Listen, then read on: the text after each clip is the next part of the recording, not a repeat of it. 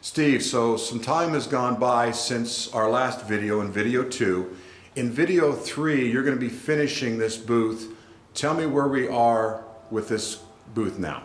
Basically, everything's dry. Where we last left off, we were doing a sand finish on all the walls. I then put a texture on top, which needs to be compressed. Okay.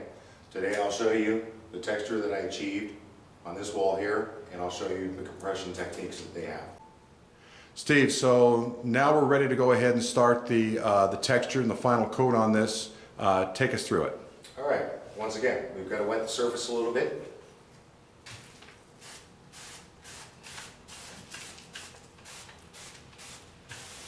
And it's important to wet this evenly? Yes. You don't want to have it spotty, and you don't need much. Can you over wet the wall? If you do, it's going to wash it right off, and you'll have to walk away from it. So you're starting to do some of the texture now, Steve. Yeah. Why don't you walk us through this a little bit and tell us how it's done? Basically, it's kind of an old world texture. You're not covering the entire surface. This aspect here is probably about 70% of the surface I'm texturing.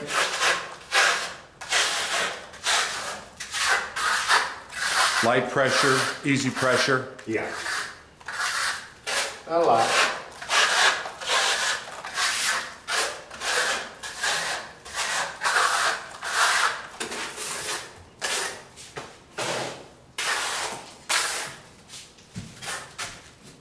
I imagine the more that you do this kind of a texture, the easier and the better you get at it? Yes. Well, we'll let you go ahead and just continue on with that, and we'll get you back in a little bit. Steve, you've got the wall completely textured. What's our next step? We're at leather hard now, and this is when we want to give it a little bit of compression.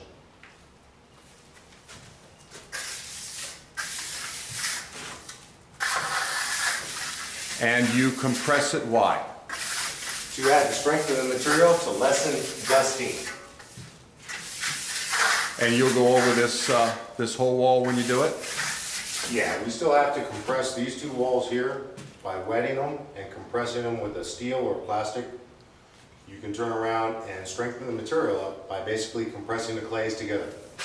Now I notice you have a water brush there that you're wetting the trowel down a little bit. What's the purpose? A little bit of lubricant. So the trowel doesn't stick? Yep.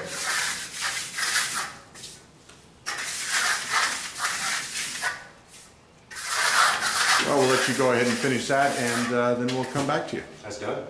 That's it? That's it. Cool.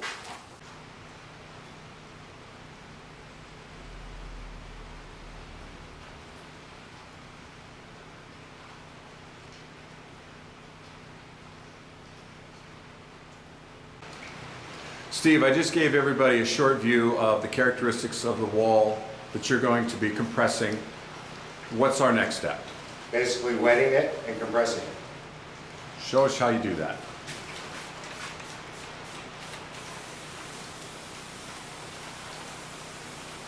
Do you wet the wall any differently now in this application or this step as you do any other time? Yes, a little bit more water because we've got a little bit more mud on the walls.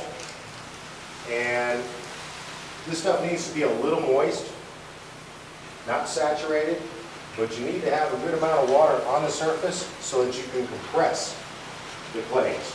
Is it important to compress this material? Yes, it is. How important? One of the drawbacks of this material is that without compression, it dusts. Little pieces of material will come off, okay? To lessen that, you need to wet it and compress it. There's different ways that you can compress it. One is by a trowel, one is by a sponge, plastic trowels. There's a variety of different techniques. The manufacturer basically specs troweling for one and sponge for the other. And since you've got a texture on this, depending upon the finish that you have on there, and if it's textured or not, would that change the amount of water that you would need to put on the wall itself? Yeah, basically troweling this right here, all the high areas, those will come a little bit slicker and smoother. All the low-lying areas will be soft, or nice and strong the way they look right now.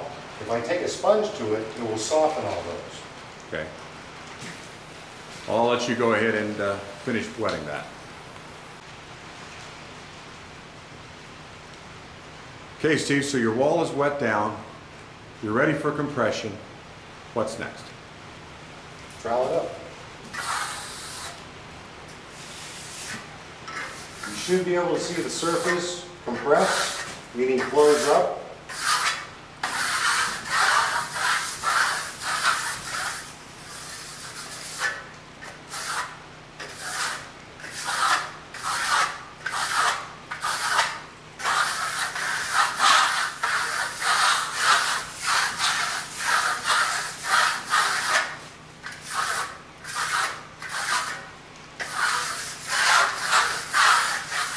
Compressing it like this, does that put any kind of a modeling into the wall itself?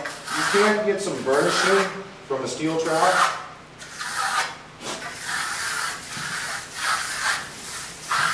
I'll do one section up here.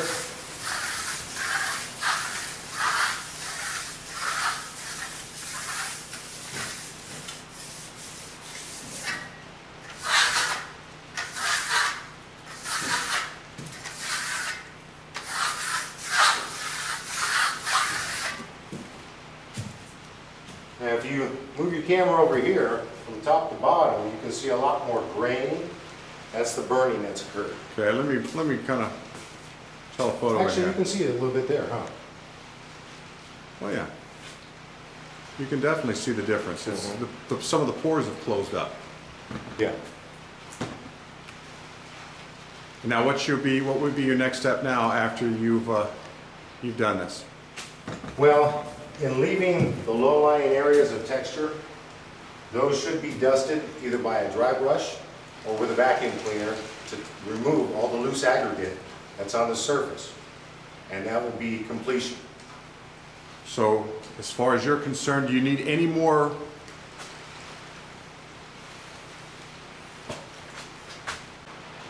to do any more compression on this wall, or with what you did there, is that enough?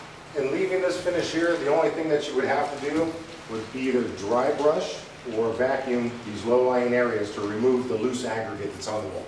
So Other than that, that's a finished product. great. Okay, perfect. Let's get back to the ceiling, Steve. Tell us what you've done. Last when we were talking about this, I was floating the surface. Once the surface got to the point of leather hard, I took a trowel and embedded the sand back on the surface, basically giving it a form of compression. To leave this finish here, I'm going to dry brush it or vacuum off the loose particles that are on the ceiling, and that's it. Finished product. If you over compress it, then you will lose the look of that Japanese finish that you tried to obtain. If I was to wet this now and compress it, I'll get a bunch of slick areas, and I won't have that sand finished look or Japanese type material look. Yes. Steve, I want to thank you for spending the time and letting us come in here and take these videos. You've done a great job. I, for one, are going to be looking forward to when you make further videos using this material. Yeah, I'd like to show some of the other finishes, the Maritimo, the Loma, and the Porcelain. Perfect. I can't wait. Thank you so much.